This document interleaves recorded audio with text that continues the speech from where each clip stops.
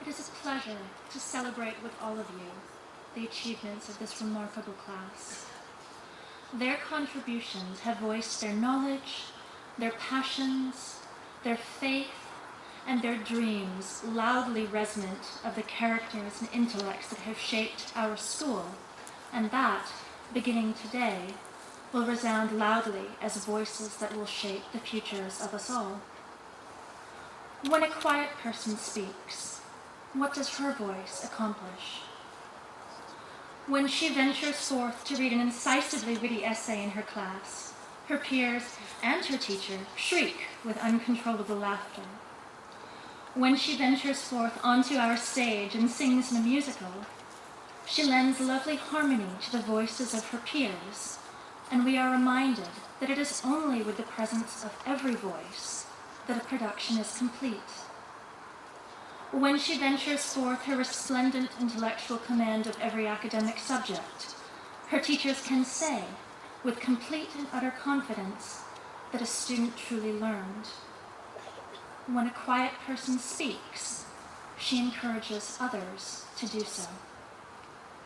It is my great pleasure to introduce to you a student whose quiet voice has contributed so much to our school community. Please welcome Katherine, our Co-Salutatorian of Porter-Gaud's class of 2014.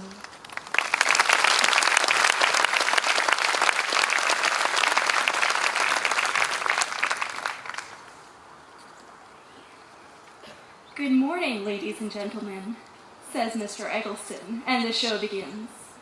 Well, I'd like to say a herd of bright-eyed, bushy-tailed youngsters was in attendance on that fateful day 4 years ago, nervous and excited for our first year of high school. That simply isn't the case.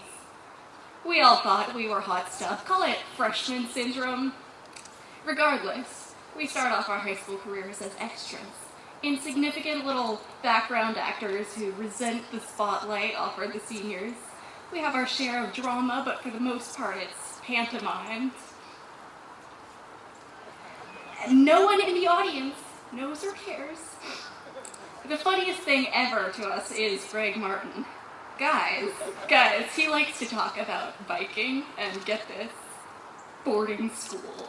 Okay, this is the very height of comedy. Weren't we so clever?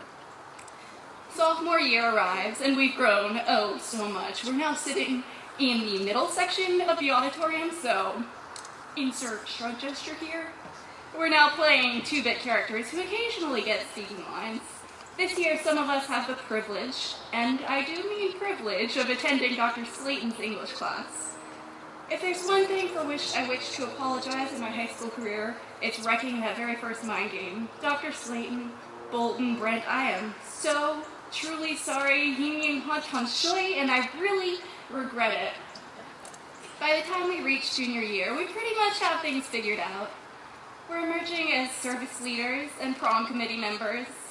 We sign up for about 7,000 activities each, so by the end of September, only about 1,500 remain.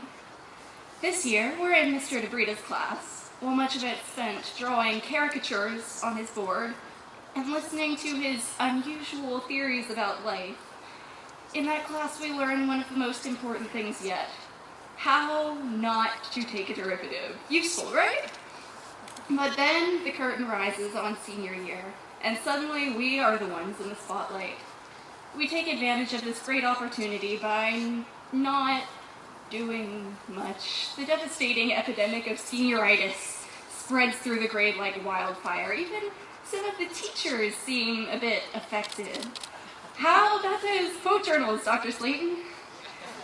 Starting in August, with a small group of infected persons, myself and James Huey, to name a few, it gradually takes over the class, and precious few emerge unscathed, so kudos to Josie. Even so, after 12 years, here we are at last. Closing night curtain call. Soon we'll all drop character and remove our costumes one final time. That's as it should be. For years we've been donning them daily, arranging them in what we decide is the most flattering way possible, much to the distress of our teachers in some cases. Ladies, Lally, but no more. High school has shaped us into respectable citizens, the people the institution wants us to be. Now it's our turn to become the people we want to be, and the best ones we can. We're all familiar with those voiceovers at the end of drug commercials, when the announcer in rapid-fire fashion spits out all the possible side effects of the drug.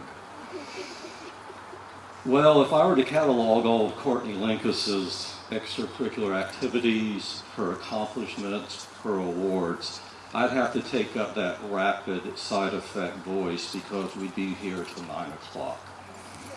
Rather than doing that, I'm going to read from Karen Kimberly's letter of recommendation she wrote for Courtney. I believe this quote absolutely epitomizes the excellence that she exudes in everything she does.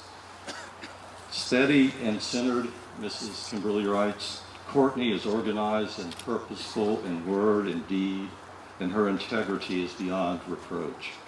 She is the person you want on your team, in your classroom, and as your neighbor. She gives 110% to any task she undertakes and does so with humor and a positive attitude. Her quiet confidence shows her to share her strength with others by defending the underdog and accepting differences in others. She is an independent, competent young woman who is grounded and ready to handle any situations. I'm so honored to be able to introduce my advisee, Courtney Linkous.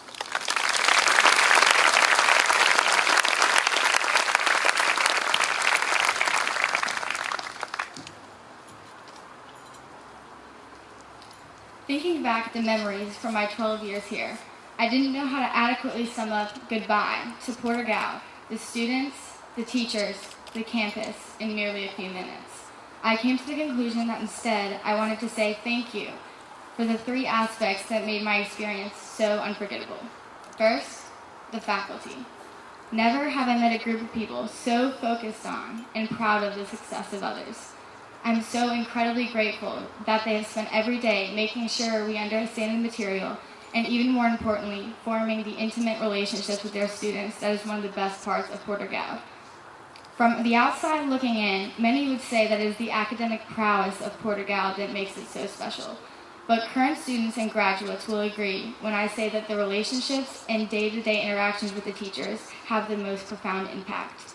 Looking back, the best days were filled with Dr. Mack's infectious smile, a blaring "Fíjate" from Miss Hyde, followed by a 15-minute conversation, and Dr. Slayton's incredibly witty, yet sometimes hard-to-read irony. While the faculty can often be seen as friends to the students, they also know how to discipline. But whether it is Miss Rinkin slapping down a red card on Marcus's desk for refusing to remove the handfuls of wood chips from the classroom, or Mr. Hyde chastising a multitude of senior boys for throwing water balloons at sophomores, the faculty has our best interests in mind.